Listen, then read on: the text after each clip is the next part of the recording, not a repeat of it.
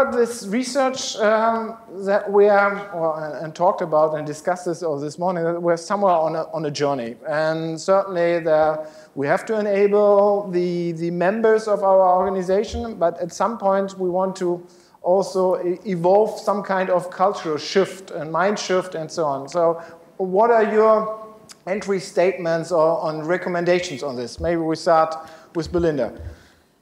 Yeah, nothing radical, and everything I've heard this morning I think has been really insightful and really helpful. So there's nothing really to add to what I've heard from this morning, but the key point for me about where you start with this transformation is really with the leadership. If your CEO doesn't care or doesn't care enough, nothing will happen. And then I think it's about aligning that with the strategy. So it's not about having a digital strategy or a digital vision and having a business strategy. I think they need to and will become one and the same. At this point in time, we're still struggling for every organisation to have a digital vision, or at least to be able to articulate it. So I think that's where we are. But I think over the next, I don't know, year, 2 years, it'll be about aligning those two things. We just won't talk about digital strategy. It will just be business strategy. All right, Jane. So Postshift is also very much about enabling groups and enabling groups working differently together and then initiating some change within the company. Is that right? Yeah, I think that's because basically fundamentally at Postshift we think the way that businesses have been built for the last 100 years or so is not fit for future. We've all heard of VUCA conditions, volatile, uncertain, complex, ambiguous, for those that don't know that acronym. Those are the conditions that businesses are operating now, and that means that businesses have to operate in a far more adaptive, responsive, sentient way, a more human way in many ways, and that is not the way that we have built businesses. We've actually dehumanized businesses over the last 100 years. We've made them, with Taylorism, made them more machine-like, more efficient. And that worked because we worked in a very predictable world. That's now changed. So we need to work out what the new ways of working are for businesses to make them survive and thrive in the 21st century, using technology as the enabler as well. And, as I said in my introduction, right now that you are very much always have a trigger on the group level. So, because that's what I understood also from your concepts always. And that, because I introduced this because I saw this is a little bit contrary to the leadership approach. Leadership is always from the top down, and from the group level is more from the bottom up. So in that human approach, we'd look to find ways of networking organisations to capitalise on what humans can bring to the organisation to achieve what those goals are. So very much pushing out the autonomy of decision-making, of ways of working out to the edges of the organisation. David, the HR community is somehow the last member in the discussion of this digital shift, always. That's my perception personally. So don't want to confront anybody at this point, but still, so what is your personal view, and then also your perception of the HR community as a total on how to approach this topic and enable and support this change? Yeah, I mean, the HR community as a whole is still coming to kind of terms with Excel. So, we've got a bit of catching up to do in that space. I mean, historically, we've been a quite risk-averse and not particularly technologically friendly community. And I still think that, that most of, our responsibility is to put organisations into a place where we're enabling their performance rather than restricting or constricting it through controlling it. And, if you're sitting with an HR team and they're concerned about, the advent of MySpace and Bebo and kind of what messages you might put on there rather than about harnessing technology to help organisations work better. And the phrase that I love, which Google use, is work like you live. And I think we need to be, as a profession, at the forefront of that. And we're slowly getting there. So you'll see a lot coming out from the CIPD over the next 18 months about business ethics, about championing better working lives, but also about shifting that mindset really from restricting to enabling. And I think what we do in terms of enabling employee communities and being comfortable with the social aspect and the human aspect of rounded human beings coming in and doing something for you is hugely important. So you hire someone because you see a spark in their eyes and you see a richness about them, and you want all of that to come into the workplace. And then you pile on policies that restrict the things that they can contribute. And I think we should be at the forefront, and we're starting to get there, of making that shift. Our practitioners have got a journey to go on as well to help and support that digital journey, but we're starting to make strides, so I'm comfortable with that.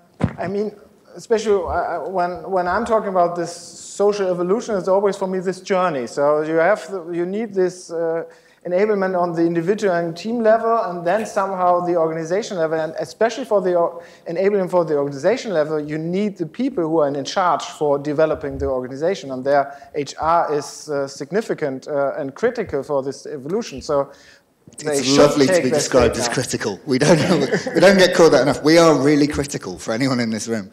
But I think one of the things that we can do is we can help adjust culturally the kind of mindset around risk. And I think that's absolutely key to it. So when I first started in HR 15 years ago, the issues organisations faced were around collaboration, keeping their talent, and helping people feel engaged and passionate about the organisation. They still remain, but the tools that we have to enable that are far greater than ever before. What we haven't done, and I absolutely agree with your point that organisations are shifting, is shift the organisational structures and the leadership paradigms in a dynamic enough way to help people come in and do a great job. And in a country that's struggling in terms of its relative productivity towards others, what we need is people to be able to come into an environment and give the very best that they can. And part of that is a digital and tech solution, but part of that, to your point, is about the leadership that sits around that.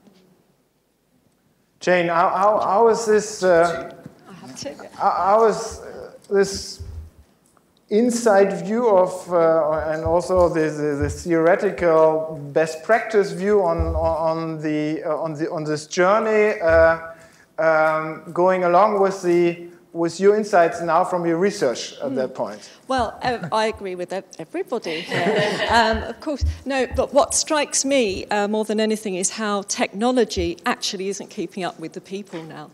And whereas there was a point where we had the technology and people weren't using it or didn't understand how to use it, now we have the tools outside of work which are better than the tools inside, and we literally are feeling constrained because even, Jive's mobile isn't the best that it could be. So I perhaps shouldn't say that, but it was quoted.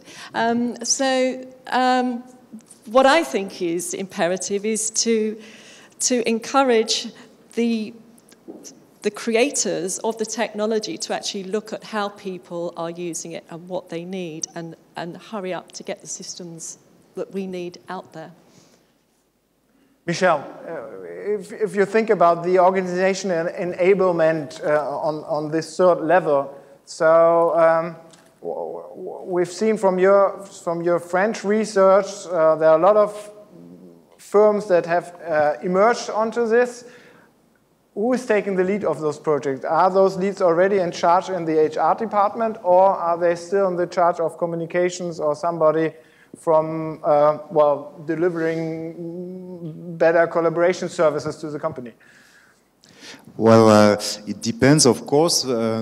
Usually, in most cases, it's IT, communication, digital department. HR are sometimes there, but it's quite striking to see that quite often they are not there. So they are following, they are followers, they are not always understanding what is at stake. Honestly, so that's usually very striking. Another comment on what has been said earlier, what we see on the field is that people are understanding that it's a problem of mind shift, culture, and so on. If you want to change the way we work, we cannot do it easily because there are a lot of cultural barriers, and those who are trying to do things differently, they face a lot of roadblocks within traditional organizations. We saw the organization schema of you presented this morning, so the culture of hierarchy and so on. But cultural mind shift, cultural change cannot be decided like this. We've heard this morning as well that how do we say that? Culture is eating a strategy for lunch. So we cannot decide that we are going to change culture. So how do we do it? If it's a culture change problem, we are stuck. You see, so culture can be changed only through action, by doing things. So this is why in our approach we really put the focus on very specific people. We call them change leaders. So the identifying, that's our main advice to companies that are trying to go on this journey, identifying change leaders and really helping them, supporting them, because these people are trying to make things change, but they are facing all the roadblock and all the bad vibration from the rest of the of the organization.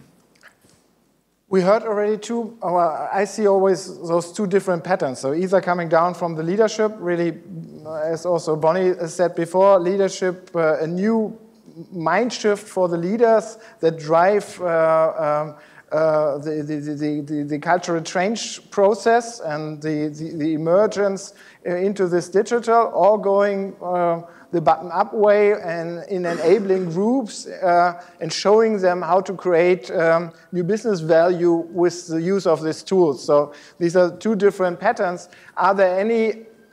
Well, we heard this morning also there's not one size fits all, there's not one blueprint for all, but are there any specific trigger where I can say that this or this approach is working better for this or this company or situation?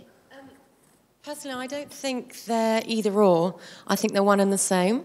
So I think to have a change of culture, as you said, you need to have people doing things differently. And one of the key aspects of a digital culture is having a very collaborative environment. But that's not something that can be edicted from above. You cannot say, go forth and collaborate. That's just nonsense. I think the role of leadership and the role of vision and the role of leadership in modeling behavior is to create the environment or the ecosystem where people feel safe and when they have enough information to collaborate around something and where they also have enough autonomy as well. So I think a key aspect of digital culture is for leaders to create this environment where I call it TAT, it's trust, autonomy and transparency. And I think by creating that fertile soil that allows people to come together to create collaborative networks, to innovate, to be more agile, to try things, to fail, all the good stuff that we know is vital to a digital culture. But unless that ecosystem or that fertile soil is created from the leadership teams, it's just words and it won't happen.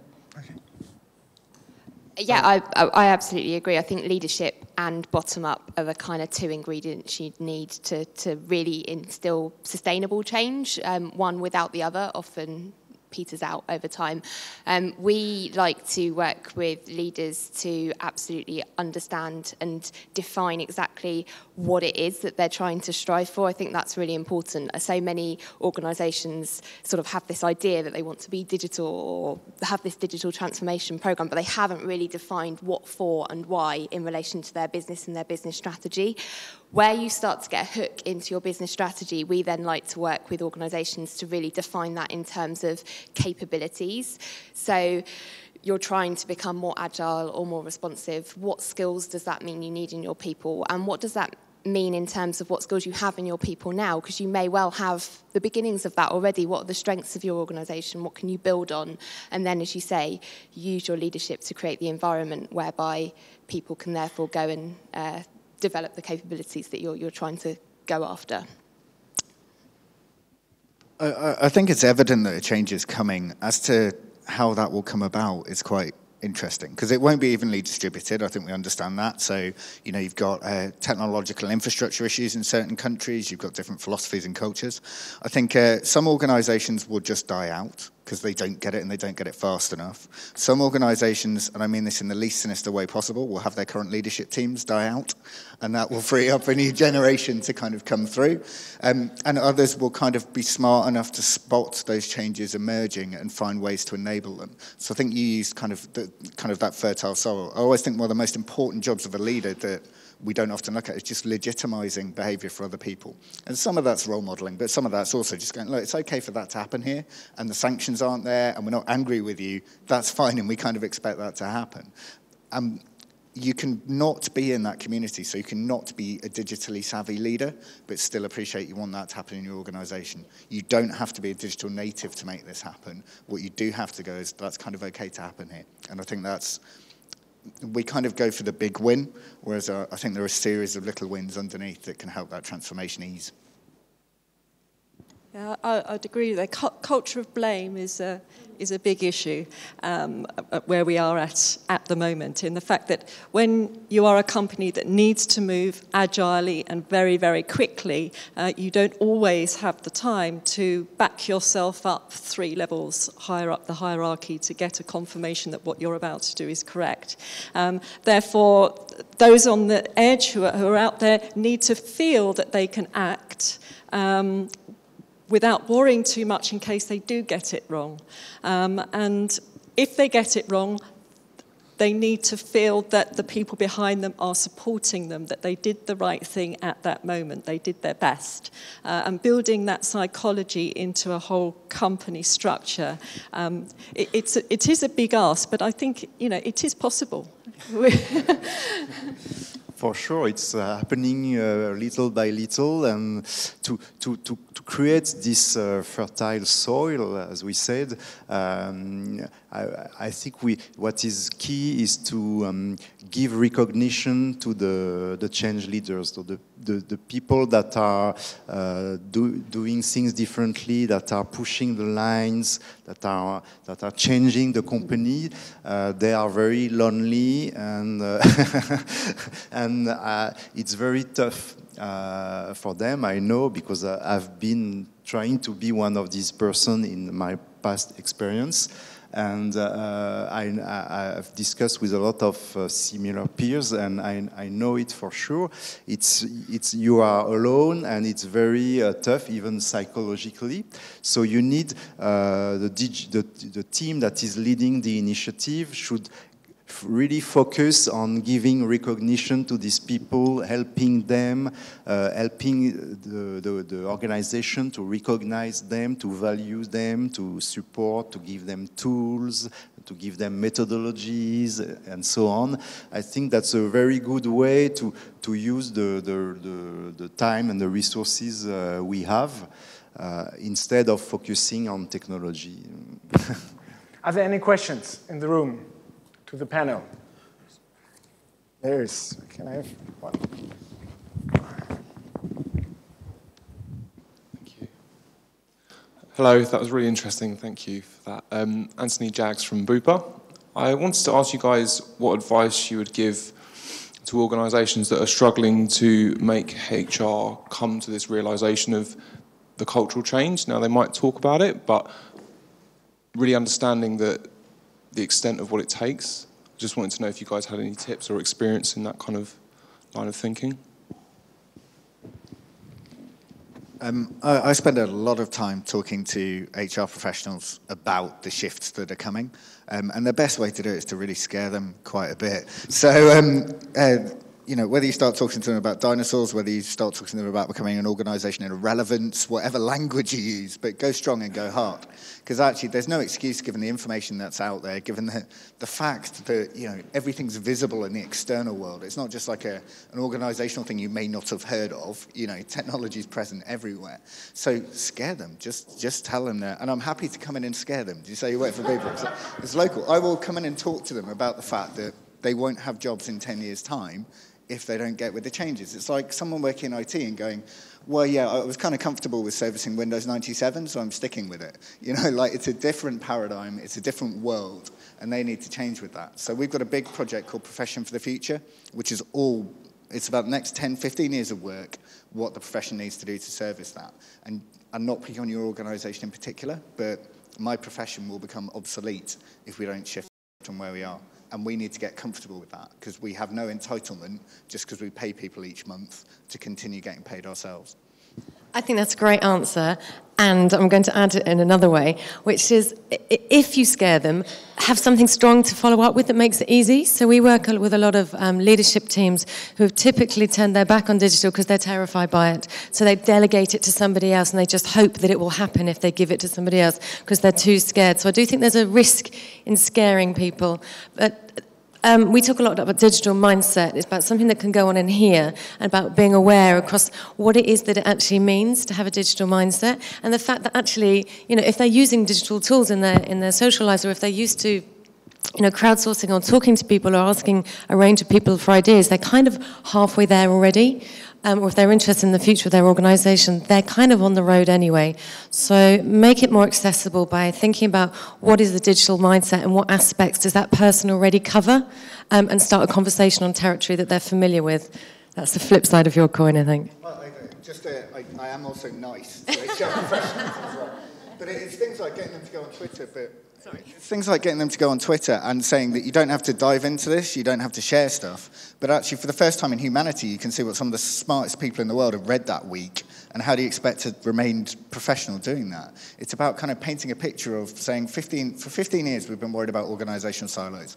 We've got tools that can help solve that. Don't you want to be at the forefront of that? So there is a really strong envisioning piece going, actually look, lots of the transactional stuff could be automated, which leaves you to be in the place where you can help people work better every day, and isn't that why you signed up for it in the first place? But equally, if you don't go there, there are consequences. I just wanted to add to that conversation, chipping, because I had to do that in my last role. I used to work for an insurance company, Direct Line. I led their culture transformation program at the time, and a big part of that was actually selling in what culture transformation actually meant, and I was in the HR department. I would say it's a combination of exactly what you guys did. So we found what they were interested in, what their motivation was to be able to build a burning platform and scare them a little bit. We also had to absolutely follow up with, but don't worry, because this is how we get out of it. But the other thing that worked really, really well for us was data. So we got a little bit of budget to be able to run an assessment of our culture as it was. So proving in data what behaviours we were seeing in our organisation and why, to prove that we aren't where we need to be. Because there was a lot of talk at the time of, oh, well, it isn't so bad, you know, actually there's some stuff happening and actually it is changing. And we were trying to prove that it's not changing fast enough, and this is not just anecdotal, it's true. And that worked because we were an insurance company and they love data. So kind of know what will hook your I guess, key stakeholders as well. Are there any more questions in the room to the panel? So I'd like to ask you one last question or one last advice for the people to discuss at the lunch break. So what is your key aspects for the organization enablement on this journey? Well, I will stick to the same. Value and help the change leaders, recognize them, give them tools and support. Experiment. Don't be afraid to experiment. Keep trying new ways. Try and avoid using jargon wherever you can, and fail out loud as well. So just be really comfortable, not just working out loud, which is really trendy these days, but just make all of your mistakes available online as well, because that makes people comfortable with their own journey and their own kind of initial stumbling steps. My biggest piece of advice, if you're an internal change agent trying to instill change, is have a support network. Find your allies internally and externally, because if nothing else, when the going gets tough, that's what gets you through. Great tips. I think start with digital mindset. Digital mindset starts here and it starts small. And on that theme, you don't need a 3-year massive organisation-wide transformation programme. You need to light some fires to find out where the energy is, find out what's working there, and then see where you can spread those little fires elsewhere. Great. Thank you for the panel.